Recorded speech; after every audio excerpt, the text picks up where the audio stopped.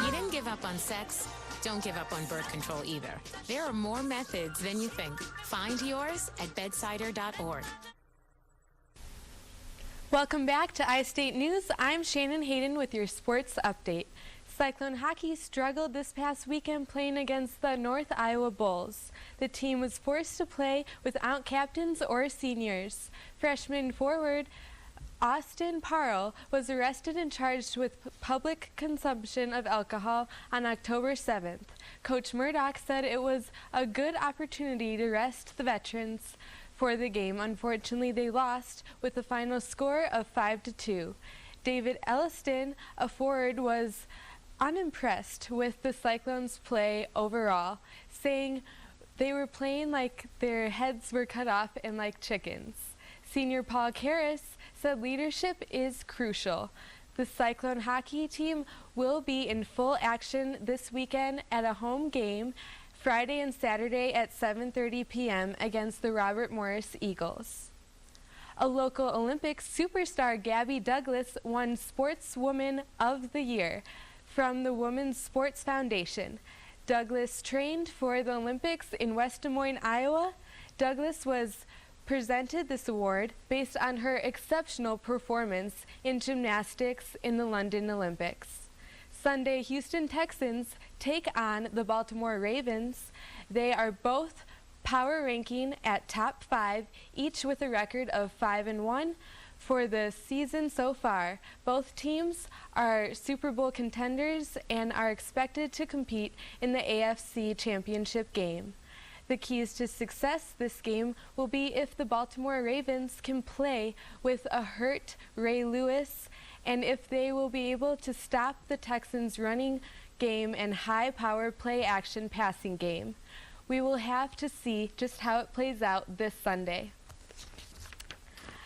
The Iowa State football program is ranked 24th in the BCS.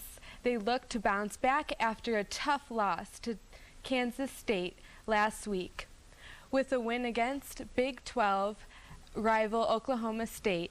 And that's all for sports. Stay tuned for more after the break.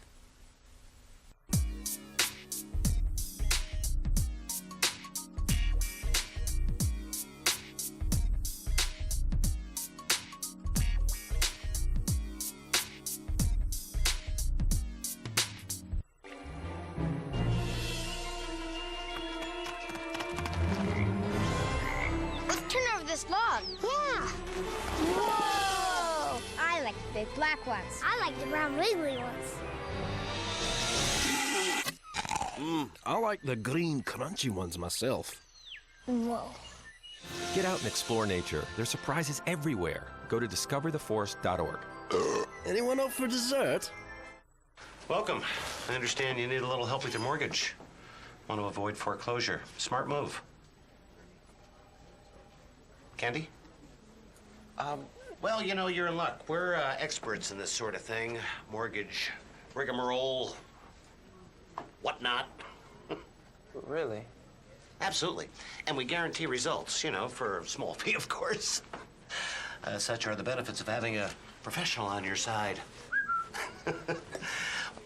Why don't we get a contract? Who wants a contract?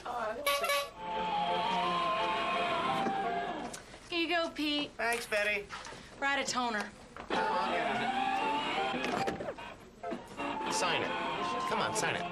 Families around the country every single day, saving homes. We will talk it over with. If you're facing foreclosure, make sure you're talking to the right people. Speak with HUD-approved housing counselors free of charge at 888-995-HOPE. On Tuesday, it was confirmed that Grammy Award-winning artist Beyonce will be singing during the halftime show for the 47th Super Bowl. Getting to sing at halftime is a huge privilege, one usually reserved for the best and brightest. Last year's performance was headlined by Madonna, who gave it her all. And this year, people are wondering if Beyonce can join the ranks of some of the all-time greatest past Super Bowl performances. We'll just have to wait and see.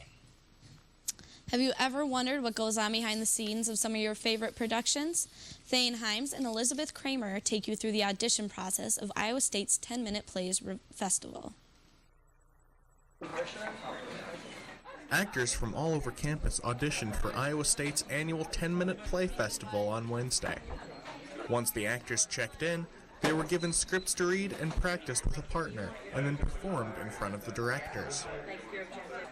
These 10-minute plays are the final project of Directing One, a theater class.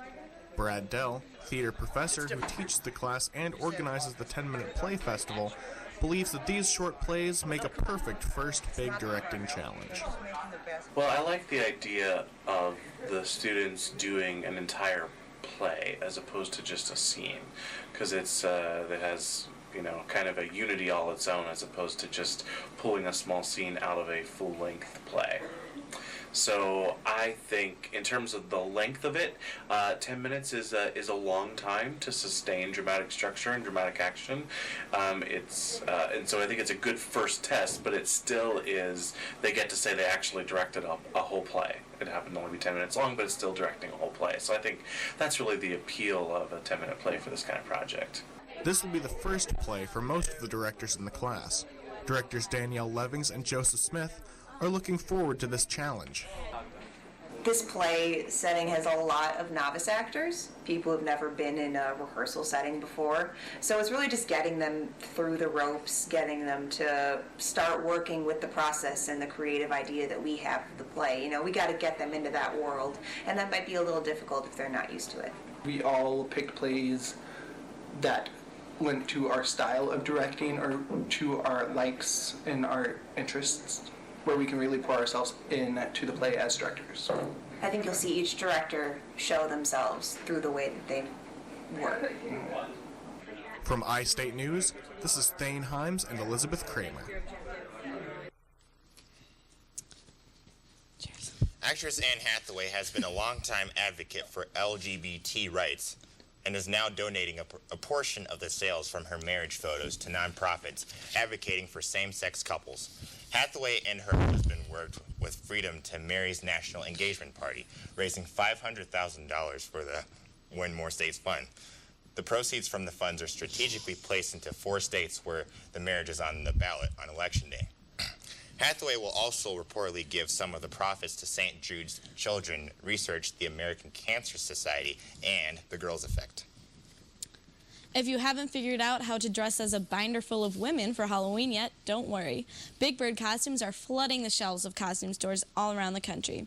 The recent comeback of Big Bird was due to Republican presidential candidate Mitt Romney admitting to his love of the yellow one during the first presidential debate.